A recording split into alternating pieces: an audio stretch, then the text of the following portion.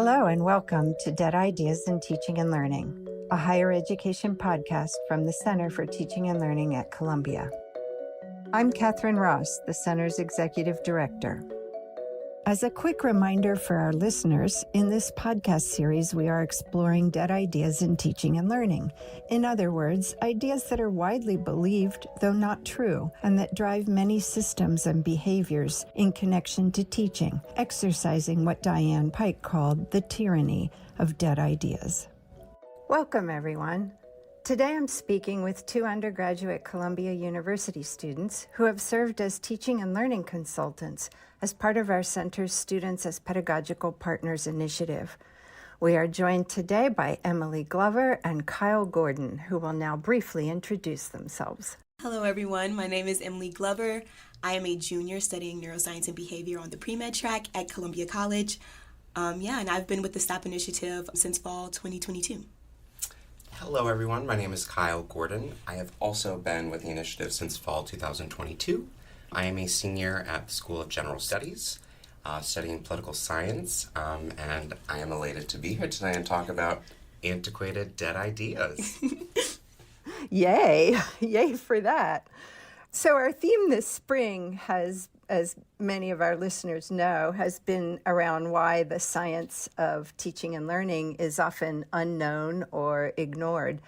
And the students who are joining us today have been engaging in conversations around dead ideas in learning, particularly in relation to the topic of student engagement, which has been a very hot topic in the last, I'd say, 6 months, with lots of people talking about how disengaged students are.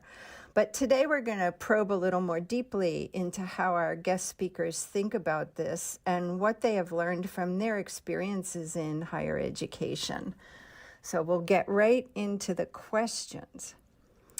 The first question, how has your understanding of learning, like how learning works or what constitutes effective learning, how has your understanding developed or expanded as you've engaged with the literature on the science of teaching and learning?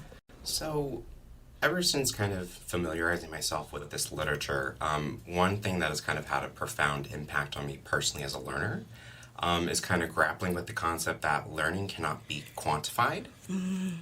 One grade doesn't depict who I am as a learner, nor what skills and abilities I possess. But, nevertheless, receiving an unsatisfactory grade elicits a visceral reaction, which I think speaks volume. And during the it was kind of an era of reflection. And that was kind of the time where I realized that, academic excellence and other accolades played, a formative role in my self-conception. An A reaffirmed my intelligence, while a B- rejected it, which is an erroneous mindset. But accordingly, I saw grades more so as prescriptive, telling me whether I was failing as a learner. And one conception of learning is kind of predicated on the idea that learning can be quantified. Jesse Stommel describes grading as a system that emphasizes objective measures of performance, but I believe that there's a fundamental tension between the objective metric and the latent concept that it seeks to measure. Learning is inherently subjective and complex. I think that grading focuses so heavily on fair and objective standards that it can't see the forest for the trees and the intricate complexities which kind of defines who I am as a learner. That was a really great answer, Kyle. I love that. Kind of building off what Kyle said, because I also thought about it from the assessment practice first, and specifically, learning versus assessment and how they affect each other.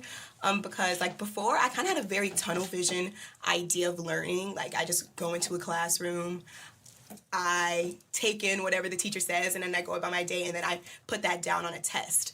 But it wasn't until being in the STOP initiative where we talked about assessment explicitly did I realize, how much assessment actually impacts the way in which I learn and the way in which I study. And this idea of studying for a test versus studying like for the sake of learning a concept. And it was upon reflection that I realized that I was studying for the sake of the test versus studying for the sake of like actually learning the material.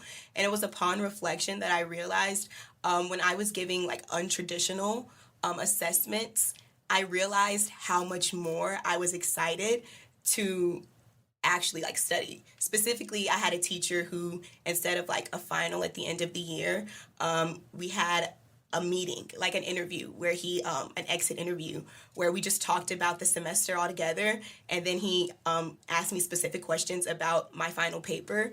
And because I had that like face-to-face contact with my professor versus like a very removed action of just writing on a sheet of paper, it made me very uncomfortable actually. And I was really scared, and at first I did not think I was going to like it at all, and I was like, I wish I could just take the 3-hour exam. But because I was so scared of like letting my teacher down, it pushed me to like push myself further and like really question my own ideas, because I knew he was going to question those ideas.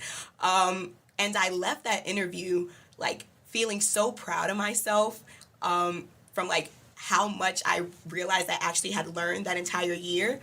And it made me like appreciate like the beauty and uncomfortability when it comes to unknown things, which I think being in the STAP initiative has also helped me do, because we do so much reflective work about our own engagement, realizing like, wow, the times that I'm the most uncomfortable are the times where I feel like I'm actually learning the most. That's really interesting. So it sounds like for both of you, and correct me if I'm wrong, the biggest sort of aha was this distinction between learning and grades that you're getting. Such like a big dead idea.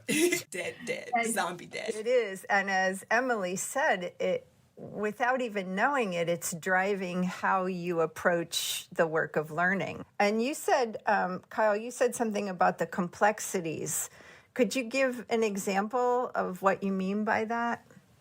Yeah, absolutely. So, my ability to recite 3 months of information in an hour and a half doesn't delineate who I am as a learner. It's my abilities, my aptitudes, my aspirations, like those are the elements that define who I am as a learner. And a 94 doesn't quite capture those complexities. And I think it's a little reductive, but at the same time, I understand that we need a method of assessment, like unequivocally, undoubtedly.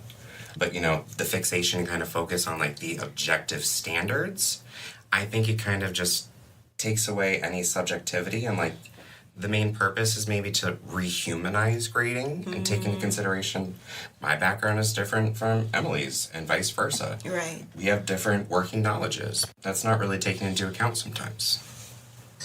I heard Professor Yuri Treisman many years ago. He taught calculus at UT Austin. He did a keynote address, and at the end of the keynote, he said, if you want to teach, you have to know who your learners are, and you have to find out what are their strengths, and then you can teach them. And I think that's what you're saying.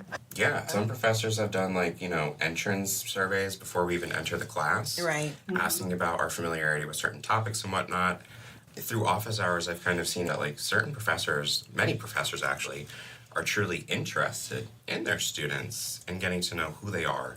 And I feel like it's kind of like a common misconception that we have these godlike figures speaking to us. They're pioneers in their respective fields. But at the end of the day, they're still human. They make errors just as much as we do, maybe in different contexts, so on, whatever. And they're still learners.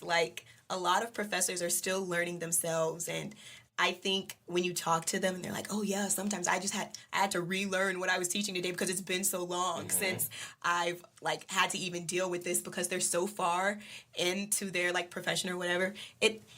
The humanizing aspect really is great, I think, for teachers, but especially for us as students and learners, because it's nice to feel connected to a professor and to feel like they understand what you're going through, and they show it. They just don't know. They don't just say yeah, I get it, I was there, but they actively put that into their teaching style to show you that they understand and that they're writing for you like you're writing for them. Yeah. That makes me think about one of the best experiences I've ever had in the classroom here at Columbia. And it was for Spanish. And my professor on the first day of class started off by saying, you're going to make mistakes. When I was learning English, I made mistakes. If you don't make mistakes, you're not doing it right. I don't want anyone to ever, withhold themselves out of being wrong and making errors. And that was incredible. And in comparison to other classes that I've taken at the university, the level of engagement was starkly different.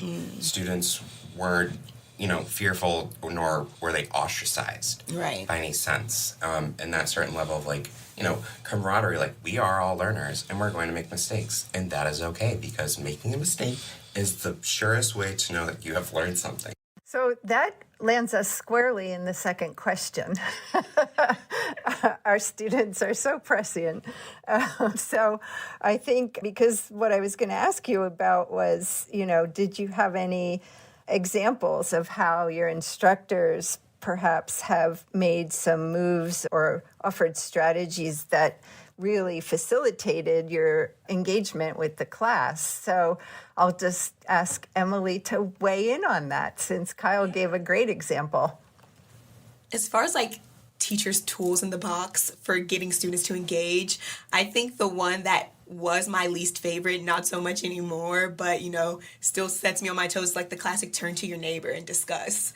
Because all growing up, I used to hate group work. I feel like putting you on the spot, okay, I was teaching, but did you hear what I just said? I think it is the most surefire way to decide for yourself whether you know what just happened and if you know what you're talking about. Because it's one thing to passively listen to when a teacher's talking and that information, and then it's a whole nother thing when they're okay, now look at somebody else and say what I just said, or do this practice problem. And it can be really scary, but I think that is when I realize how much I know, what I need to know more, but also when I do really, really good learning, because like you were saying, it's that peer camaraderie when, okay, I may not know something, but you know it, so then you help me out, or you may not know something, but I know it, so we help each other out. And then also, when neither of you know it, it kind of helps the teacher as well, because they're okay, this is where majority of students are having a problem. Then you ask the group next to you, did you get question 4? And they're no, question 4 went straight over my head. And so then you're all okay, question 4 is the problem, teacher. And then they can go back over that. So I think just kind of forcing yourself to go over the content in class right when you learn it really doubles down what you just learned. And I think that is the bane of my existence as a teacher's tool. But they know what they're doing, because I'm always on a test, oh, I remember that's what me and Susie talked about, or whatever. That precludes that awkward moment where the professor goes, okay, was there anyone who didn't understand? You have to single yourself out. Right. I think that's a great tool. Right. Yeah, so rather than the standard, any questions? Any questions?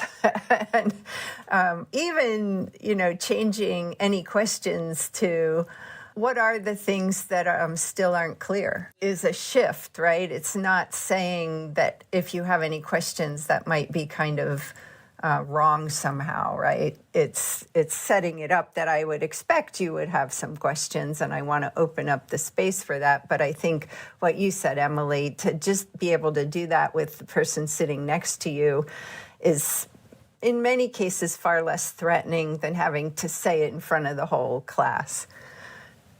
Okay, so I think we're ready for the third question. How do you think you've changed as a learner? You've alluded a little bit to this, but maybe some more concrete examples, how you've changed as a learner since you first started your college journey. And in what ways did the learning about this research, facilitate that change, or maybe provide impetus for change? So I think I'm really just a lot more intentional about my learning and about how I'm studying. And I said this earlier, kind of how I used to just go into class, take my notes, go home, read my notes, maybe do a couple of practice problems, and then go to the assessment, the test, and put down as much as I know. I think one day we talked about specifically this idea of, what's the word that I'm looking for?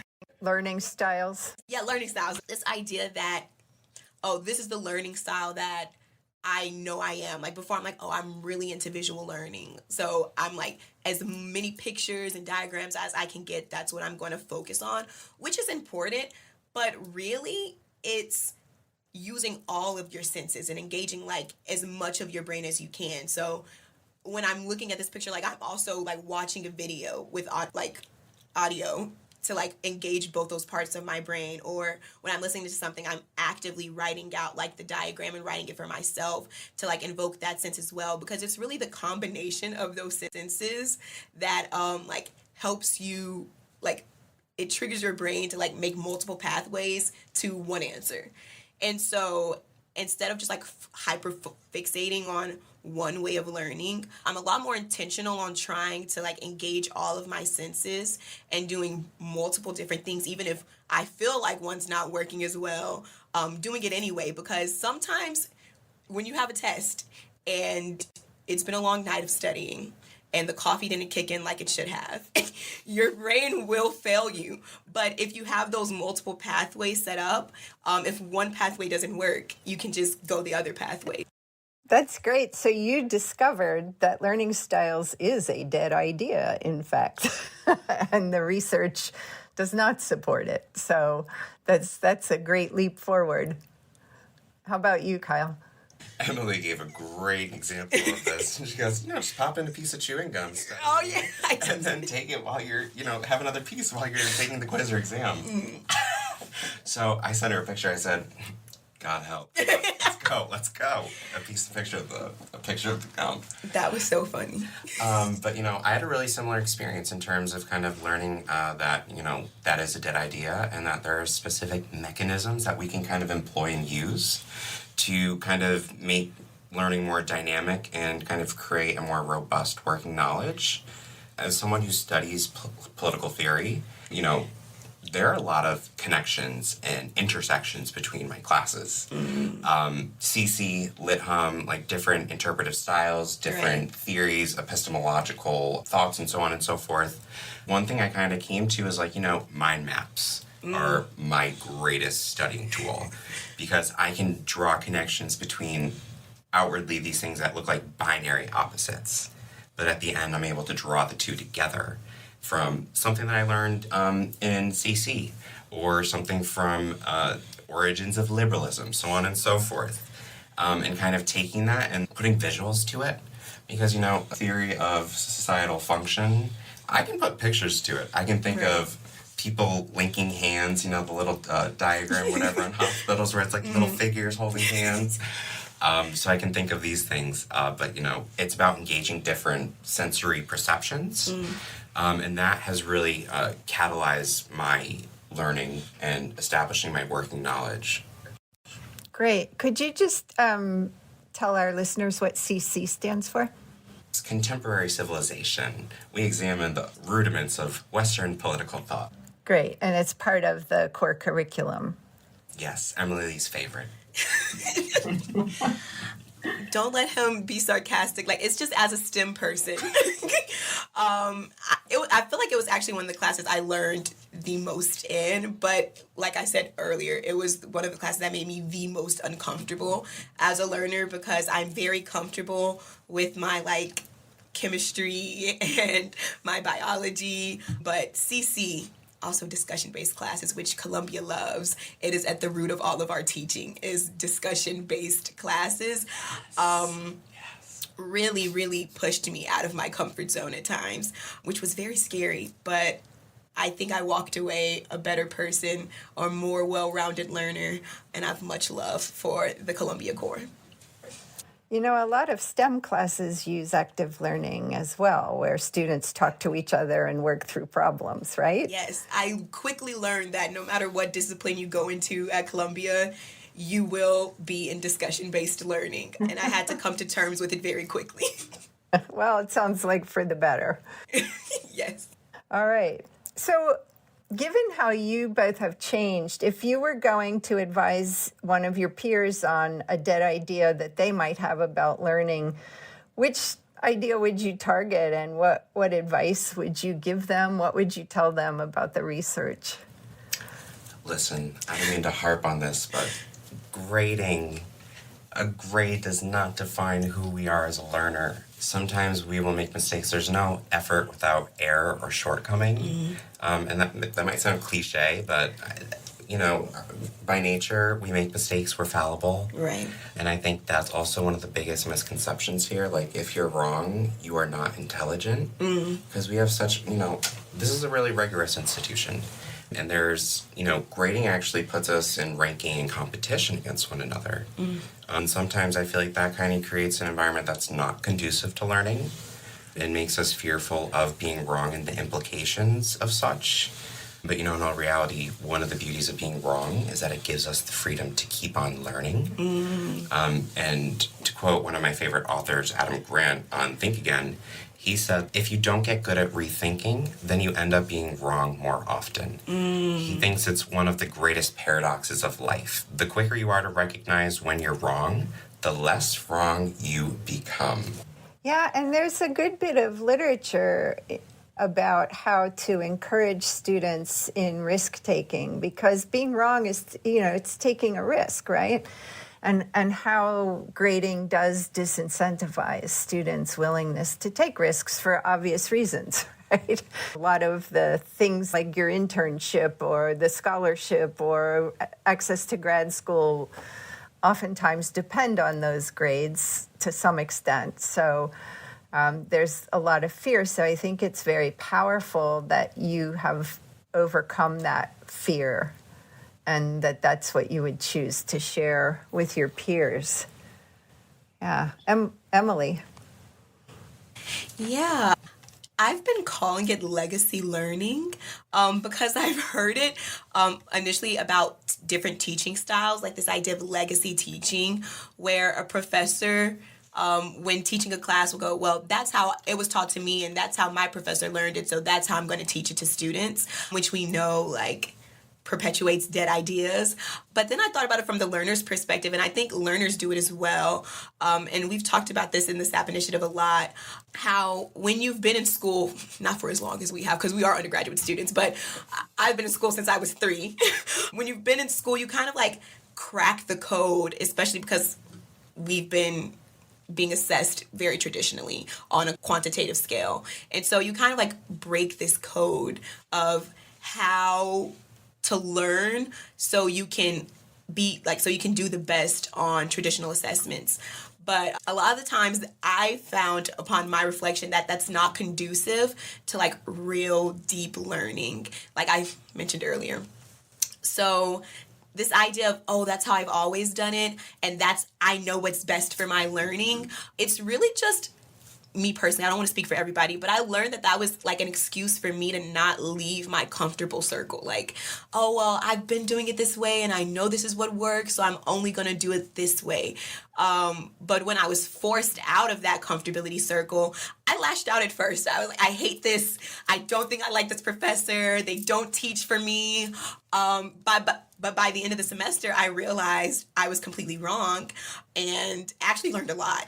And it made me realize, well, maybe I don't always know what's best as a learner. Even though I have been learning for so long, this is a completely different institution. This was a completely different class. So just being open to new ways of learning, even if you feel like you know what's best for yourself, just don't get so stuck up in the usual. Yeah. That is so true. And I feel like that is just a byproduct of grading's fixation with results over efforts. Right. And that's what discourages learning. It also stifles originality and taking risks. Right. So, learning new things and approaching it in a different manner, because it's if you fail, why would I do that? Right. It's very interesting that you've honed in on this point, because there's a good bit of research now that shows that even when professors are willing to try out active learning in science classrooms in particular, and there have been very strong advocates for this for many years, people like Carl Wyman and Eric Mazur at Harvard, who have for years been saying we need to have students talking to each other, working problems together.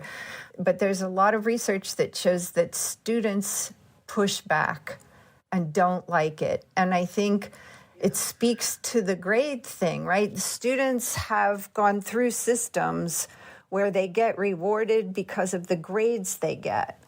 And when they're in this new context in college and the professor is trying to do things differently because we know that it promotes deeper learning, as you said, Emily, but it's scary for students because they're so grade oriented and they don't know if they can succeed this way. And so they often push back to the point where some instructors just abandon it, and it's confounded by the ways in which we evaluate teaching, which can harm a professor if the students really don't like it and keep pushing back.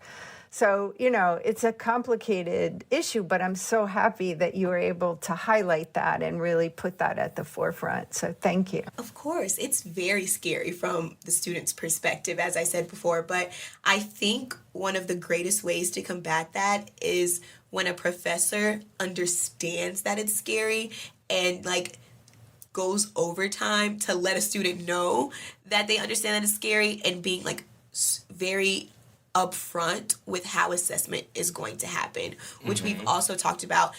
I know this is something new. I know this is not traditional, but this is what I want to do because I feel like it's going to be good for you. But don't think that I'm going to blindside you at the end of the semester because you've never been assessed like this. So this is how this assessment is going to go.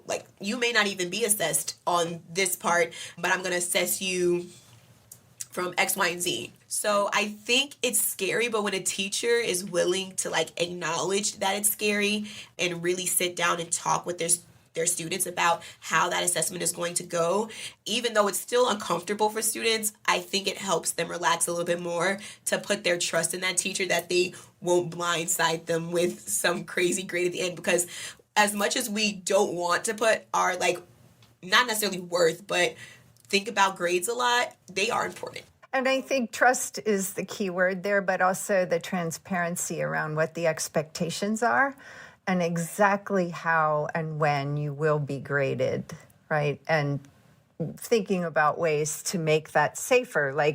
Your first exam might only be worth 25% and your second exam might be worth 40%, right? And so that if you don't do well on the first exam, it's not over. It's not game over for you, right? Yeah, I think providing reassurance to students is the key to enacting this pedagogical shift. Right. That you won't be penalized for deviating and kind of going a different route, and that kind of will encourage people to kind of go outside of their comfort zone and try out different methods and so on and so forth. I want to ask you the final question about what is it that inspires you or motivates you to keep believing that we can change higher education and sustains your motivation to be in programs like the student initiative that you're involved in? Honestly, this initiative has really kind of sparked that within me, kind of the idea that there's possibility of change in higher education. The conversations that we have had, specifically Emily and I have had extremely enlightening conversations. And I think, I can only speak for myself, but I think that has kind of enacted a kind of seismic shift in my own personal thoughts and how I perceive learning, right. What academia means to me, how to assess it, and what it means to approach it in a sense. And just having these simple conversations just demonstrated, we are students who have definitely internalized dead ideas. But for just sure. through having these simple conversations, we've become aware of them, they've come to the forefront of our thought and our approaches, and I think that is just a key indicator that having these conversations, just like anything else going outside of the realm of academia, is the key to kind of affecting change. Yeah, I think what inspires me to know, change is coming within higher education is really just being in higher education and being in that classroom every day and learning from my professors. Because I think before the SAP initiative, I didn't really notice how much professors were actively fighting these dead ideas. But after going to our meetings, talking about, a specific dead idea and like, here's some ways to combat it. And then I went to class that Tuesday and then it was the exact thing we talked about in our meeting. And my professor was utilizing that in their teaching. Because it was brought to my foremind, I was like, wow, like this isn't just something that we talk about like in theory in classes, but teachers are really putting in the work to make themselves better teachers, but not just make themselves better teachers, but to make us better learners and to push us out of our comfort zones. And that's really inspiring to me because I think it's very easy to have these conversations, but it's not as easy to put them into practice, especially because things like dead ideas have reigned for so long and we are so used to a certain way of learning and being assessed and teaching. So to see like these professors, especially some of my professors are really young, come in and like just want to change the scene and like stop the tyranny of these dead ideas, it's very inspiring to me and it makes me want to be a better learner and a better student. Wow. With that inspirational ending, I think we can sign off. Thank you both so much. Thank you so much. It was a pleasure. Thank you. This was so much fun. If you've enjoyed this podcast, please visit our website where you can find any resources mentioned in the episode, ctl.columbia.edu/podcast. Please like us, rate us, and review us on Apple Podcasts or wherever you get your podcasts. Dead Ideas is produced by Stephanie Ogden, Laura Nicholas, John Hanford, and Michael Brown. Our theme music is In the Lab by Immersive Music.